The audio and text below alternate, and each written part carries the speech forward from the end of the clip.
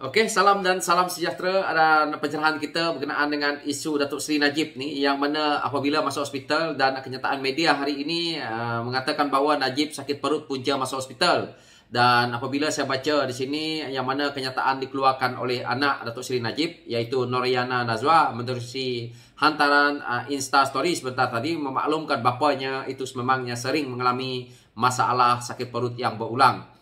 Dan apa yang kita dengar ini, saya sebenarnya sebagai rakyat simpatilah dengan isu seperti ini. Tetapi kita juga faham apabila rakyat biasa ni masuk hospital, kalau setakat sakit perut ataupun gastrik ni, saya ingat tidak ada kita ni sampai masuk hospital. Dan itulah bezanya antara rakyat dengan orang yang dinamakan sebagai orang kayangan.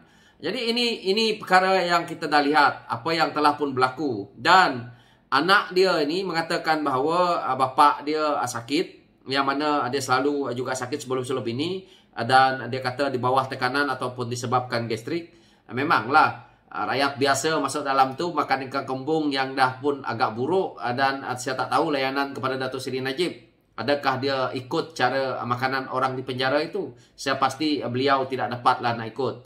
Itu adalah kenyataan dan hakikat. Tetapi sebagai rakyat, walau bagaimanapun bersalah, saya tetap simpatilah. Kerana saya sebagai anak orang susah, yang saya tahu bagaimana rasanya apabila kita duduk dalam keadaan tertekan ataupun duduk dalam keadaan yang seperti itu, yang mana sebelum-sebelum ini dikelilingi oleh walaon-walaon yang mengampu, yang hari ini walaon-walaon itu tak hilang ke mana. Itu yang saya berkata bahawa dalam tempoh 6 bulan, saya penuh yakin orang dah tidak mengingati lagi jasa-jasa Datuk Seri Najib ni. Mereka-mereka yang walaon itulah, mereka-mereka yang mengampu selama ni.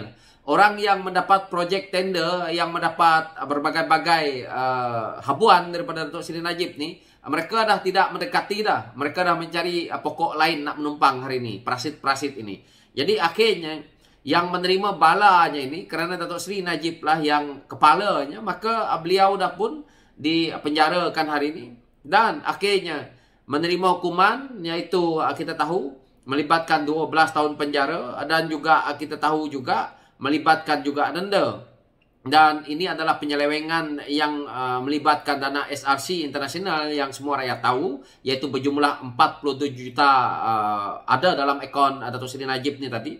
Dan akhirnya apabila berlaku hal seperti ini, rakyat kasihan, tetapi rakyat juga ingin melihat siapapun kita yang menjadi warga negara Malaysia ini, jika terdedah, terlibat, apalagi pemimpin utama negara, melakukan salah laku penyelewengan ini, maka harus kita humban ke dalam penjara. Dan ini adalah yang kali pertama kita lakukan, dan kita sebagai rakyat harus berterima kasih kepada hakim-hakim kita yang menjalankan kerja yang penuh dedikasi, yang penuh disiplin, dan tidak melihat ke arah propaganda yang dimainkan oleh pihak-pihak UMNO sebelum ini. Dan akhirnya kita berjaya. Dan ini adalah satu yang terbaik untuk kita rakyat nak lihat. Dan kalau kita nak lihat kenyataan yang dikeluarkan oleh anak Najib semua ni, mereka rasa bahawa ayah mereka tak bersalah. Itu adalah sikapnya kita sebagai anak. Kita nak menegakkan benang basah kerana kita rasa bahawa itu adalah keluarga kita, yang mana perlu kita memberi pembelaan lah.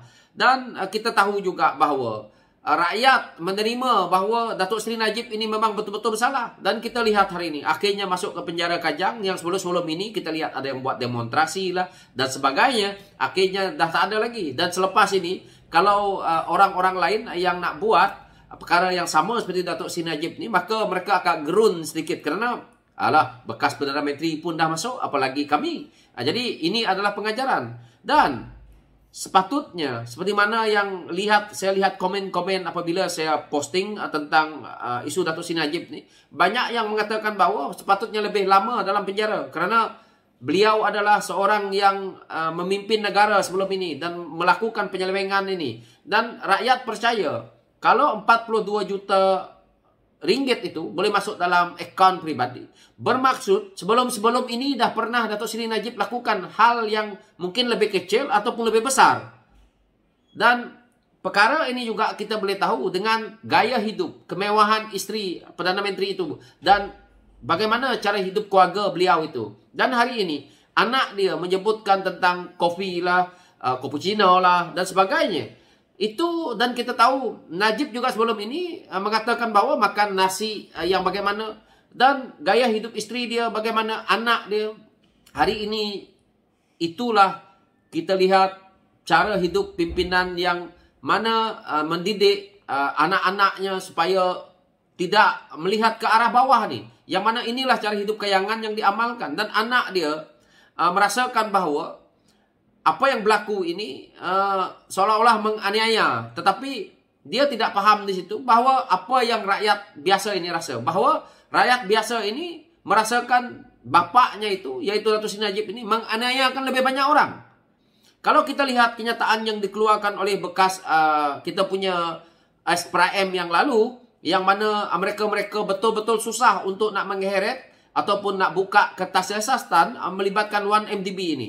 Ini betul-betul saya rasa tekilan. Dan kalau kita melihat kenyataan-kenyataan media yang dikeluarkan oleh mereka, kita boleh lihat satu persatu. Begitu juga Saudara Rafizi Ramli, sehingga kan kehilangan jawatan sebagai ahli parlimen kerana membongkar isu 1MDB ini. Dan akhirnya sepatutnya ahli parlimen itu mendapat pencen ataupun ganjaran daripada mereka menjadi ahli parlimen. Akhirnya Rafizi disekat dan akhirnya Rafizi tidak boleh bersuara. Dan malah kita tahu waktu itu didenda dan juga terpaksa menerima hukuman yaitu 18 bulan penjara. Ini adalah bersabit dengan kesalahan-kesalahan yang melibatkan 1MDB. Untung saja Pakatan Harapan itu menang dan akhirnya kita tahu keadilan itu tetap ada. Dan akhirnya Rafizi Ramli tidak diheret untuk ke penjara. Jadi kita juga lihat apabila Datuk Seri Najib itu menjadi Perdana Menteri, dia menindaskan banyak masalah. Dan di waktu pemerintahan beliau kita tengok kapal terbang boleh hilang sampai hari ini. Ada yang kena tembak, kes antar tuya, ada yang lawyer mati dalam tong. Ini adalah satu yang menakutkan rakyat. Walaupun itu bukan beliau yang buat, tetapi rakyat rasa bahwa pemerintahan Datuk Seri Najib ini ada sesuatu yang boleh dilihat oleh rakyat, bahwa ada satu yang membuat rakyat jadi takut. Dan rakyat juga lihat bahwa umpamanya mereka yang terjun bangunan lah sebagainya semua ada. Ini adalah satu yang betul-betul menakutkan kita rakyat. Tetapi anak beliau merasakan bahwa bapaknya tidak bersalah. Tetapi banyak perkara yang dilakukan oleh mungkin atas arahan ataupun daripada kroni-kroni yang bersekongkol dengan Datuk Seri Najib ini tadi, dan merosakkan pentadbiran negara kita ini. Dan kita tahu juga pembangkang-pembangkang waktu itu yang mana nak bersuara, semuanya kena siasat lah dan sebagainya. Ini adalah sesuatu yang pentadbiran kuku besi yang kita lihat Datuk Seri Najib buat. Dan akhirnya hari ini, kalau setakat sakit perut lah, dalam bagi aja makan pil Cikiteon tu, senang. Kita rakyat ni, saya pun ada gastrik, saya terpaksa beli ubat je lah. Jadi kita kena makan lah. Jadi kita kena hadam makanan yang ada walaupun tak ada mood, kerana kita rakyat biasa. Tetapi dengan Datuk Seri Najib kena bawa ke hospital. Jadi bagaimana dengan banduan lain? Banduan lain banyak tu yang perlu juga pergi ke hospital kalau macam tu, hanya kerana sakit perut. Yang banduan lain tu pun manusia juga. Mungkin mereka tidak pernah mencuri duit rakyat sampai 42 juta. Mungkin hanya mencuri susu saja yang masuk dalam penjara tu. Tapi sakit perut kita tak nak hantar ke hospital. Datuk Seri Najib kena hantar ke hospital, kena ada pengiring, kena ada semua ada. Cantik macam ni. Saya bukan pertikaikan badan kehakim, bukan kehakiman, badan ataupun penjara kita ni. Tetapi inilah realiti yang rakyat tidak suka. So kita perlu ubah benda ni.